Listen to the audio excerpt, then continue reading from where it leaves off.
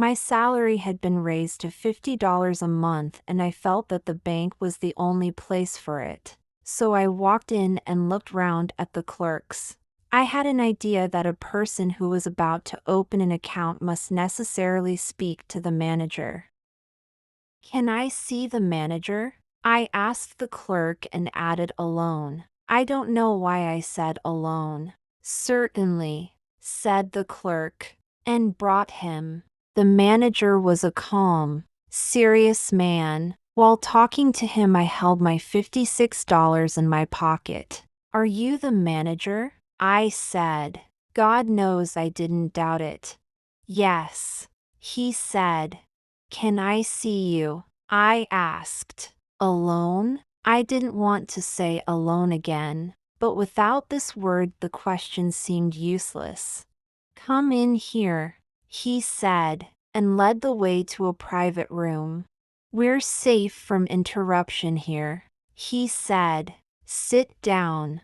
We both sat down and looked at each other. I found no voice to speak. "You're one of Pinkerton's detectives, I suppose," he said. The expression in my eyes had made him think that I was a detective, and he looked worried.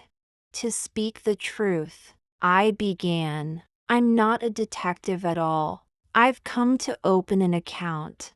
I intend to keep all my money in this bank." The manager looked serious. He felt sure now that I was a very rich man, probably a son of Baron Rothschild. "A large account, I suppose," he said. "Rather a large one," I whispered. "I intend to place in this bank the sum of $56 now, and $50 a month regularly." The manager got up and opened the door. He called out to the clerk.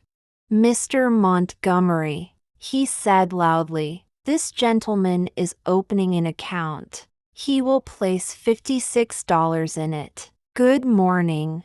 "Good morning," I said, standing up, and walked through a big door into a safe. "Come out," said the manager coldly and showed me the other way. I went up to the clerk and pushed the money to him. My face was terribly pale. "Here," I said, "put it on my account." The sound of my voice seemed to mean, "Let's do this painful thing while we feel that we want to do it." When the operation had been performed, I remembered that I hadn't left any money for present use. My idea was to draw out $6. Someone gave me a checkbook and someone else began telling me how to write it out. The people in the bank seemed to think that I was a man who owned millions of dollars, but was not feeling very well.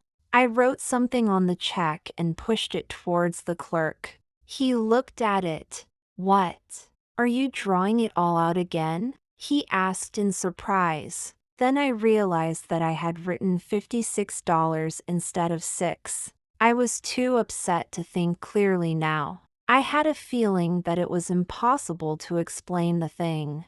All the clerks stopped writing to look at me. One of them prepared to pay the money. "How will you have it?" "9," he said.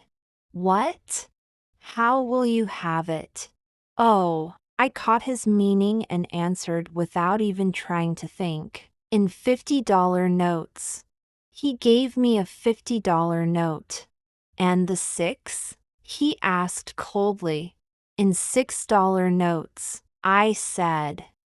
He gave me $6, and I ran out. As the big door closed behind me, I heard a sound of laughter that went up to the roof of the bank. Since then I use a bank no more. I keep my money in my pocket and my savings in silver dollars in a sock.